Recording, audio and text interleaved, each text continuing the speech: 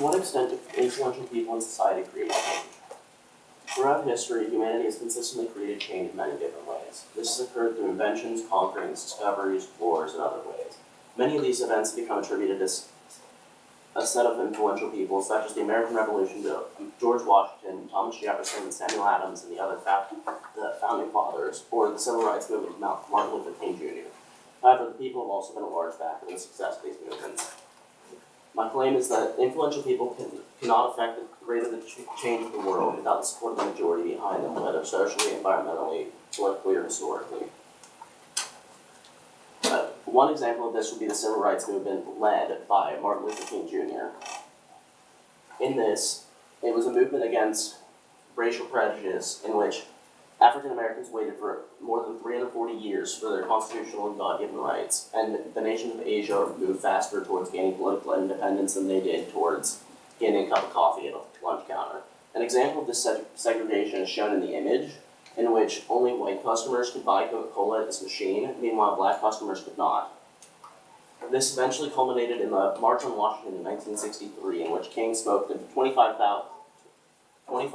250,000 people attending the March on Washington for Jobs and Freedom, spanning from the Lincoln Monument to the Washington Monument in 1963. Without this support, Martin Luther King would not have gotten the support he needed, as shown in the letter from the Birmingham jail, in which his ideas were being ignored. He was put in jail for civil disobedience. Another example of this would be environmentally with Margaret Thatcher and the climate change protests. Margaret Thatcher started to bring awareness of climate change in 1989 with her speech to the UN by saying, "We need a realistic program of action and equally realistic timetable. Each country has to contribute, and those countries who are industrialized must contribute more to help us those who are not. The work ahead will be long and exacting. We should embark on it hopeful of success, not fearful of failure."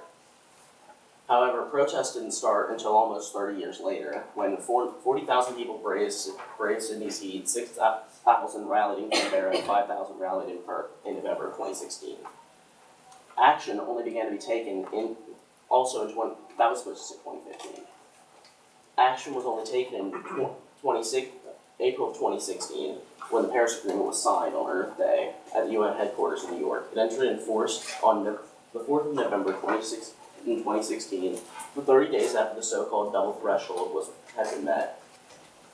This shows that even though Margaret Thatcher, an influential person who was the leader of the UK at the time, started speaking about this in 1989, action was not taken until protests started in Australia, one of the most largely affected areas by climate change, in 2015.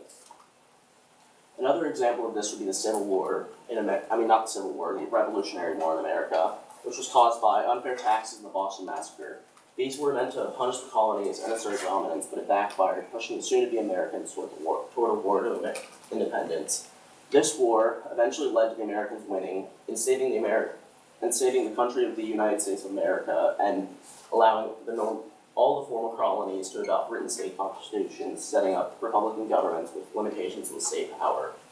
This type of government, later called a democracy, would then spread all throughout Europe through revolutions such as the French Revolution and be adopted all across the world.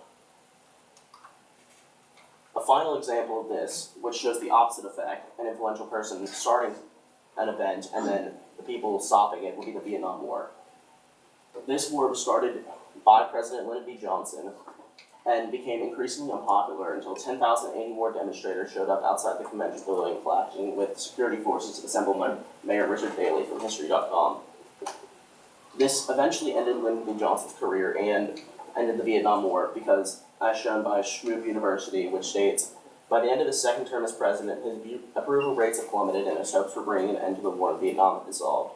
On March 31st, 1968, at the height of the Vietnam War, Johnson announced to the American people that he wouldn't seek re-election. This means that the people eventually caused Johnson's career to end because he wouldn't stop backing an influential person to his career to end because he wouldn't stop backing the Vietnam War that was incredibly unpopular with the people. However, a potential counter-argument to this could be that change can only be caused by the people in democratic countries and not in others, such as dictatorships in North Korea or theocracies or monarchies in Saudi Arabia. However, change has occurred in these types of governments in the past, such as the American Revolution, 1776, which was a constitutional monarchy under Great Britain, the French Revolution, which was an absolute monarchy under France, the Bolshevik Revolution, which was also a centralized monarchy under Russia, and the Chinese Revolution, which was under another monarchy. My conclusion is that influential people either create a catalyst for change or do not have any effect on it, while the people create the main driver of change. Some solutions to this could include educating the youth of the world on how to cause change when needed. However, opposing viewpoints will form, potentially delaying needed action if it is needed. And it would require some more money to be invested in education. However, it could lead to a large boost of quality of life for all people. Another potential solution could be to have the U.S. government/UN help increase the spread of ideas, which would create change by spreading potential good ideas across the globe. However, it would take a lot of time and money to implement. And these are my works cited.